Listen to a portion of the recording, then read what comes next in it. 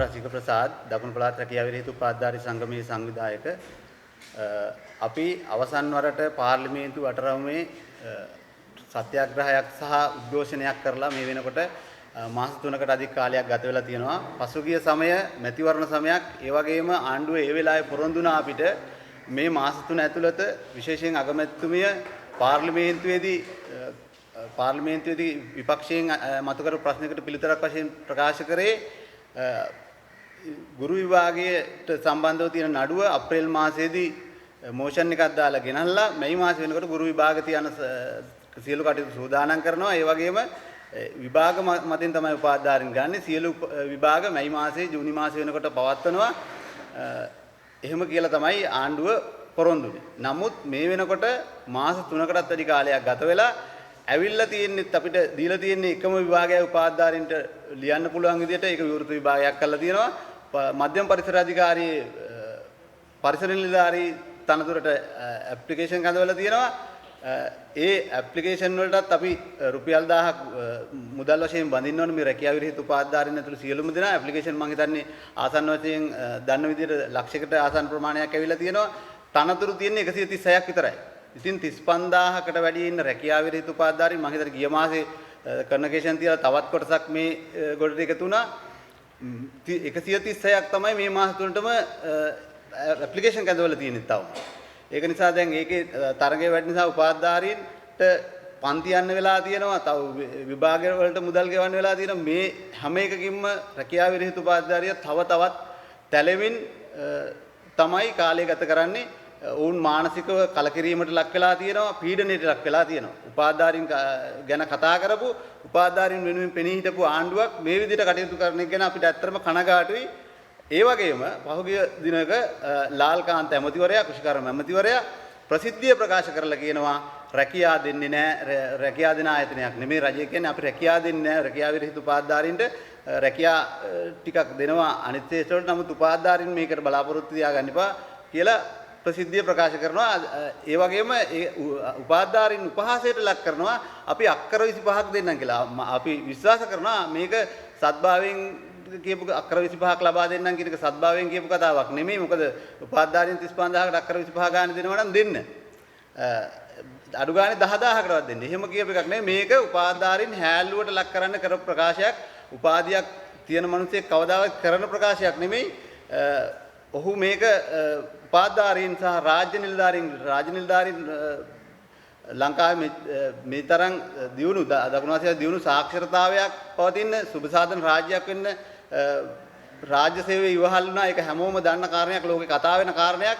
මේ රාජ්‍ය සේවය සහ උපාධාරීන් දෙකම හැල්ලුවට ලක් කරමින් එතුමා කියනවා කාර්යාලයට එන සංවර්ධන නිලධාරීන්, විශේෂයෙන්ම සංවර්ධන නිලධාරී කැඳවුම්කරු චන්දනසූරිය මහත්තයා තියාගෙන ආණ්ඩුවේ මේ ලාල්කාන්ත මහත්තයා මේ කරන ප්‍රකාශය අපි තරයේ හෙලා දකිනවා.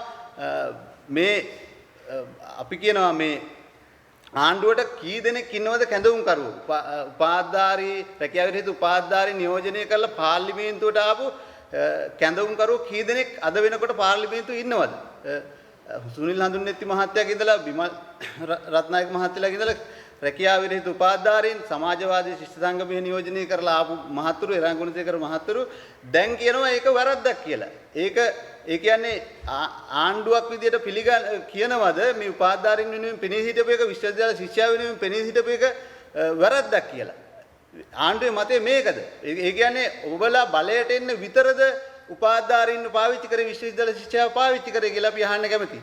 ඒ වගේම අපි කියනවා ආණ්ඩුවට අපි ඉදිරියේදී සියලු උපාධාරීන් පෙළගස්සලා, සියලු උපාධාරී සංගම් පෙළගස්සලා අපි පළාත් මට්ටමින් සහ ජාතික මට්ටමින් නැවත අපේ අරගලය ආරම්භ කරනවා. පෙරට වඩා ශක්තියෙන් සියලු සංවිධාන, සියලු සංගම් මේක රාශී කරගෙන ඒ ගැන දැනුවත් කරන්න තමයි අපි අද මාධ්‍ය සාකච්ඡාව පවත්වන්නේ.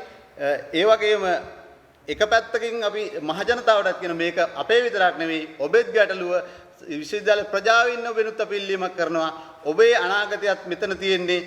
මේ වෙලාවේ මේ විදියට ගියොත් මේ රාජ්‍ය විශ්වවිද්‍යාල පද්ධතියට ළමයි ඇතුළත් වෙන්නේ ගන්න අනාගතයේදී රාජ්‍ය විශ්වවිද්‍යාල පද්ධතියේ රාජ්‍ය ආයතන කඩා වැටීමට ලක් කරන්න හිතාමතාම IMF එක සහ මේ රජය එකතු වෙලා කරන වැඩක් කියලා තමයි අපිට පැහැදිලිවම කියන්න තේරෙන්නේ. ඒක පැහැදිලිවම තේරෙන්නේ. ඒක නිසා අපි සියලුම මහජනතාවගෙන් ප්‍රගතිශීලී බලවේග වලින් ඉල්ලනවා අපිත් එක්ක එකතු වෙන්න මේක පරාජය කරන්න මේ විශ්වවිද්‍යාල ශිෂ්‍යයාට රැකියාව විරහිත උපාධිධාරියට මේ කරන අසාධාරණ විරුද්ධ සියලු දෙනාම අපිත් එක්ක එකතු වෙන්න කියලා අපි ඉල්ලීමක් කරනවා. රැකියා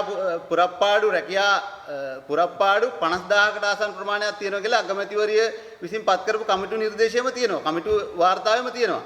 50000කට අධික පුරප්පාඩු තියෙනවා.